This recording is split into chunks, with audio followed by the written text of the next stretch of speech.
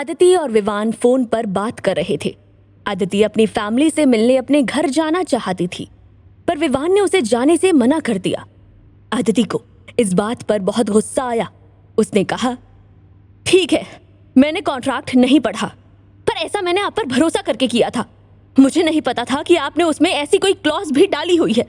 और मुझे एक बात समझ में नहीं आ रही है कि आप मुझे मेरी फैमिली से मिलने क्यों नहीं जाने देना चाहते। विवान ने थोड़ी तेज आवाज में जवाब दिया, don't say like I cheat you. Aditi ने थोड़ी धीमी आवाज में कहा, मेरा वो मतलब नहीं था, मैं सिर्फ ये जानना चाहती हूं कि आपको इससे प्रॉब्लम क्या है।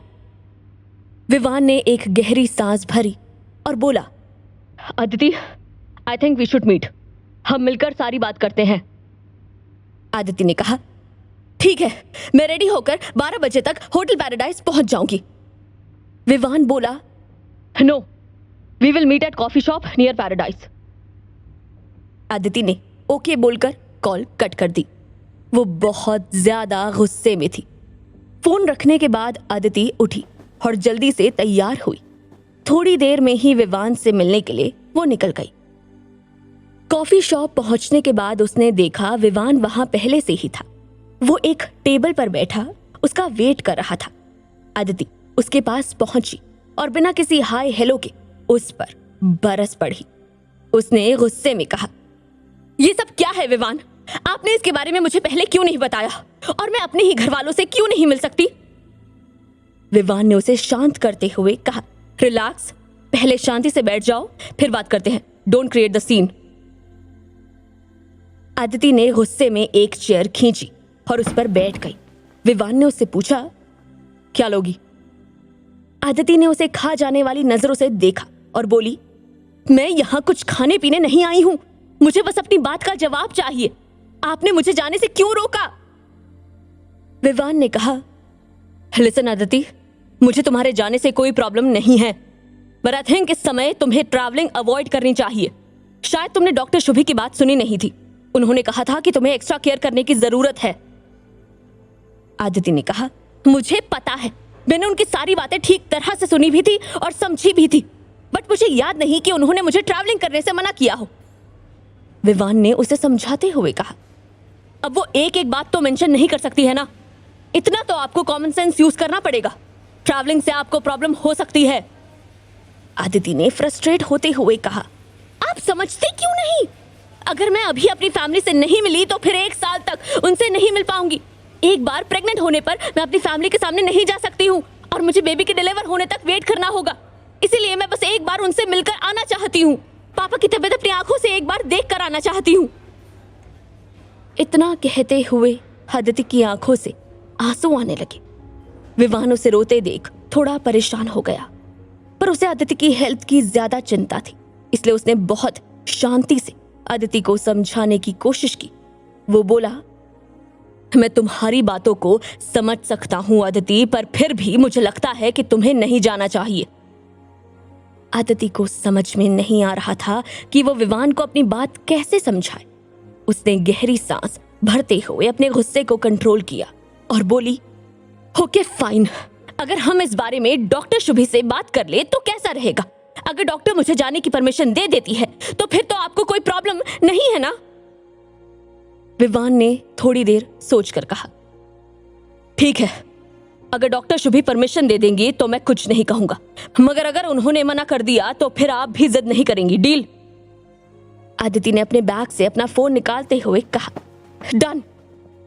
आदिति ने तुरंत डॉक्टर शुभी को कॉल किया।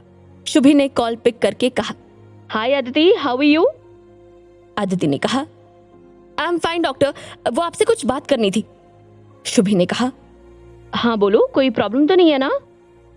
आदिति ने कहा, नहीं प्रॉब्लम तो नहीं है, वो मैं बस अपने घर जाना चाहती थी 2-4 दिनों के लिए, तो मैं ये जानना चाहती थी कि मेरे ट्रैवल करने में कोई प्रॉब्लम तो नहीं है ना? शुभी ने कहा, नहीं ट्रैवलिंग में कोई प्रॉब्लम नहीं है, बट अगर तुम ट्रेन से ट्रैवल करो तो बेटर होगा। आदिति ये सुनकर बहुत रिलैक्स हो गई। उसने हंसते हुए कहा, जी डॉक्टर, मैं ट्रेन से ही जाऊंगी। डॉक्टर, क्या आप एक बार प्लीज विवान से बात कर लेंगी? एक्चुअली इन्हें मेरी बहुत चिंता हो रही थी। इतना कहकर अदिति ने फोन विवान को पकड़ा दिया। विवान ने अदिति के हाथ से फोन लेकर कहा, हेलो डॉक्टर। शुभी ने हंसते हुए कहा, hello Vivaan, what happened? Vivaan ने पूछा, वो ये अदिति ट्रैवलिंग करना चाहती है, तो मैं ये जानना चाहता था कि इससे से किसी बात का खतरा तो नहीं है ना? शुभी ने कहा, नहीं, अगर अदिति ट्रेन से सफर करती है तो किसी बात का खतरा नहीं है। इनफैक्ट ये अच्छा ही है कि वो अपनी फैमिली के साथ टाइम स्पेंड करके आए, इससे वो अच्छा फील करेगी। और मैंने तुम्हें पहले ही समझाया है कि तुम्हें इस बात का ध्यान रखना होगा कि अदिति किसी बात का स्ट्रेस ना ले। ज्यादा स्ट्रेस उसके लिए अच्छा नहीं है। विवान ने धीरे से कहा, ओके डॉक्टर, आई अंडरस्टैंड। इसके बाद विवान ने बाय बोलकर फोन रख दिया। अदिति ने उसकी ओर देखा और मुस्कुराते हुए बोली, अब तो कोई प्रॉब्लम नहीं है ना मिस्टर विवान? विवान ने उसे उसका फोन वापस देते हुए कहा, नहीं, कोई प्रॉब्लम नहीं है, तुम जा सकती हो। अदिति खुशी से चहकते हुए बोली, thank you Vivaan, thank you so much, and I am very sorry, मुझे आपसे इस तरह से बात नहीं करनी चाहिए थी। विवान ने मुस्कुराते हुए कहा, it's okay, you are right at your place, actually I am sorry. Aditi ने मुस्कुराते हुए कहा, no, you are also right, actually the situation is weird. चलिए कोई बात नहीं, all is well that ends well. Vivaan Aditi की बात सुनकर हंसने लगा और बोला, अब आप कुछ लेंगी? अदिति को याद आया विवान को मिलने की जल्दी में उसने कुछ भी खाया पिया नहीं था।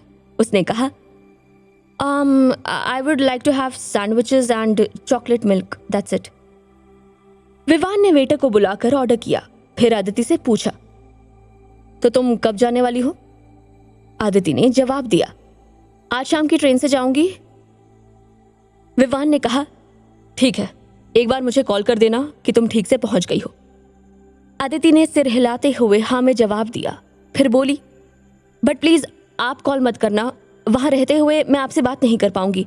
मैं नहीं चाहती कि मेरी फैमिली को इसकी भनक भी लगे। विवान ने कहा, ठीक है। तब तक वेटर उनका ऑर्डर लेकर आ गया था। कुछ देर दोनों चुपचाप बैठकर खाते रहे। तभी विवान ने अपनी कॉफी पीते हुए कहा, वैसे अदिति, आपको देखकर लगता नहीं है कि आप इतना गुस्सा भी कर सकती हैं। अदिति ये सुनकर थोड़ा एम्बैरस फील करने लगी।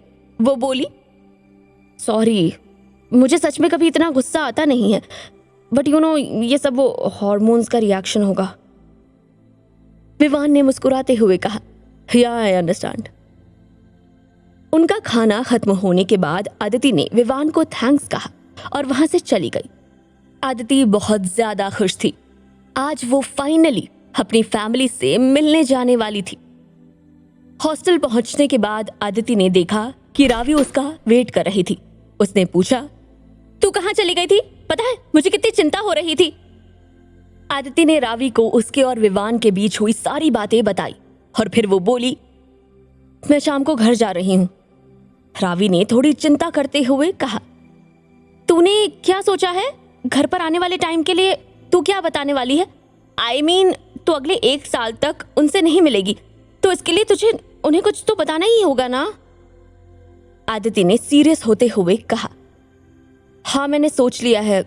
मैं बोल दूंगी कि मेरा कैंपस सिलेक्शन हो गया है और इसके लिए मुझे कहीं बाहर अपॉइंट किया जाएगा और इस वजह से मैं अगले 1 साल तक घर नहीं आ पाऊंगी। अदिति को ये सब बहुत बुरा लग रहा था। वो अपनी फैमिली से झूठ नहीं बोलना चाहती थी, पर उसके पास और कोई ऑप्शन नहीं था। उसे यूं उदास देखकर रावी भी परेशान हो गई। उसने अदिति के कंधे पर हाथ रखते हुए कहा, डोंट वरी डियर, सब ठीक होगा। अदिति अलमारी के ऊपर रखा हुआ बैग उतारते हुए बोली, आई होप सो। फिर अदिति पैकिंग करने लगी। रावी ने भी उसकी हेल्प की। शाम 5 बजे उसकी ट्रेन थी। अदिति हॉस्टल से स्टेशन के लिए निकल गई। अदिति ने अपने घर पर अपने आने की खबर नहीं दी थी, इसीलिए जब वो घर पहुंची तो उसकी फैमिली एकदम सरप्राइज्ड रह गई। उसकी मम्मी की आंखों से आंसू निकलने लगे। उन्होंने अदिति को गले लगाते हुए कहा, अदिति, तू ऐसे अचानक कैसे आ गई बेटा? अदिति ने हंसते हुए कहा, बस मम्मी, आप लोगों को सरप्राइज देना चाहती थी, तो आ गई, कैसे हो आप? उसकी मम्मी ने कहा, मैं ठीक हूं बेटा। आदिति अपने पापा के पास गई। उसके पापा बेड पर लेटे हुए थे। वो काफी कमजोर लग रहे थे। आदिति ने धीरे से उनसे पूछा, कैसे हो पापा? उसके पापा ने मुस्कुराते हुए कहा, बिल्कुल ठीक हूं, तू कैसी है? तेरी पढ़ाई कैसी चल रही है बेटा? आदिति ने कहा, सब अच्छा चल रहा है पापा। आदिति की मम्मी की आंखों में अब भी आंसू थे। उन्होंने कहा, बेटा, अगर तू सही समय पर पैसों का इंतजाम नहीं करती तो जाने क्या होता। आदिति ने अपनी मम्मी को गले लगाते हुए कहा, अब क्यों परेशान हो रही हो मम्मी, अब तो सब ठीक हो गया है। आदिति के पापा ने पूछा, पर बेटा तू इतने पैसे कहां से लाई? आदिति ने कहा, वो मेरा कैंपस सिलेक्शन हो गया है पापा। मैं एक बड़ी कंपनी में लीगल एडवाइजर बन गई हूँ। मेरे फाइनल एग्जाम्स के बाद ही मुझे वहाँ ज्वाइन करना है, और इसके लिए मैंने एक बॉन्ड साइन किया है और मुझे एडवांस में उन्होंने ये अमाउंट दिया है। मुझे 1 साल के लिए कहीं बाहर अपॉइंट किया जाएगा। आदिति मन ही मन प्रे कर रही थी कि उसके मम्मी पापा उसकी इस अजीबोगरीब कहानी पर यकीन कर ले। उसके पापा ने पूछा, बेटा बाहर मतलब कहाँ अपॉइंट करेंगे? आदिति बोली, वो तो अभी पता नहीं है पापा, ज्वाइनिंग के वक्त पता चलेगा। आदिति की मम्मी ने बोला, पर बेटा तू घर तो आएगी ना? आदिति ने अपनी आंखें नीचे कर ली और धीरे से बोली, नहीं मम्मी, अगले 1 साल तक मैं घर नहीं आ पाऊंगी, इसलिए आज सबसे मिलने आई हूं। कंपनी के बॉन्ड में लिखा है कि 1 साल तक मैं कोई छुट्टी नहीं ले सकती हूं। उसकी मम्मी ने आदिति के सर पर हाथ फेरते हुए कहा, बेटा ऐसी जॉब करने की क्या जरूरत है, तू कोई और जॉब ढूंढ ले। आदिति ने कहा, नहीं मम्मी, मैं बॉन्ड साइन कर चुकी हूं और आप लोगों को जो चेक भेजा था वो वहीं से मिला है, तो अब मैं मना नहीं कर सकती। कम से कम 1 साल के लिए मुझे जाना ही होगा। आदिति के पापा ने कहा, बेटा मेरी वजह से तुझे कितनी तकलीफें उठानी पड़ रही है। आदिति ने अपने पापा के हाथों को अपने हाथ में लिया और बोली, कैसी बातें कर रही हैं पापा? आपने आज तक हमारे लिए जो भी किया है उसके आगे तो ये कुछ भी नहीं है। आप अब आराम कीजिए, मैं सब संभाल लूंगी। आपको चिंता करने की कोई जरूरत नहीं है। आदिति ने अपनी बात खत्म की ही थी कि उसके कानों में जोर से दीदी सुनाई दिया। आदिति ने देखा कुणाल और पिंकी अपनी अपनी कोचिंग से वापस आ गए थे। आदिति को देखकर वो दोनों खुशी के मारे उछल पड़े। आदिति के अगले 2 दिन कहाँ चले गए पता ही नहीं चला। उसने इन 2 दिनों में भरपूर एंजॉय किया। मम्मी के हाथ का बना खाना, पापा के साथ ढेर सारी बातें और कुणाल और पिंकी के साथ खूब सारी मस्ती। आदिति अगले 1 साल के लिए यादें जमा कर रही थी। जिस दिन उसे वापस निकलना था, घर में सभी उदास थे। आदिति की मम्मी की आंखों से बार बार आंसू निकल रहे थे। कुणाल और पिंकी भी बार बार जिद कर रहे थे कि आदिति को और कुछ दिन रुक जाना चाहिए। आदिति खुद भी यहां से जाना नहीं चाहती थी, पर उसे जाना था। उसने सबको समझाया कि उसका जाना जरूरी है। उसकी मम्मी ने उसके लिए बहुत सारा नाश्ता बनाकर पैक कर दिया। आदिति की ट्रेन का टाइम होने वाला था। आज सुबह से आदिति को थोड़ी घबराहट सी हो रही थी। उसे लग रहा था कि उसे वापस जाना पड़ रहा है, इसीलिए ऐसा लग रहा हो। उसकी सारी पैकिंग हो चुकी थी। आदिति तैयार होने के लिए अपने कमरे में गई तो उसे अचानक से चक्कर आने लगे और वॉमिटिंग सी फीलिंग होने लगी। आदिति को लग रहा था कि उसने इतने दिनों के बाद इतना सारा कुछ खाया है, इस वजह से उसे इंडाइजेशन हो रहा है। आदिति जब तैयार होकर बाहर आई तो आदिति की मम्मी ने उससे पूछा, क्या हुआ बेटा, तेरी तबीयत तो ठीक है ना? आदिति ने अपने माथे पर से पसीना पोंछते हुए कहा, हाँ मम्मी, मैं ठीक हूँ, बस थोड़ी सी घबराहट हो रही है। आदिति की मम्मी ने चिंता से कहा, अरे ये अचानक से घबराहट क्यों होने लगी? सुबह तक तो ठीक थी। आदिति बोली, पता नहीं मम्मी, वो शायद वापस जाना है ना, तो होम सिकनेस हो रही हो।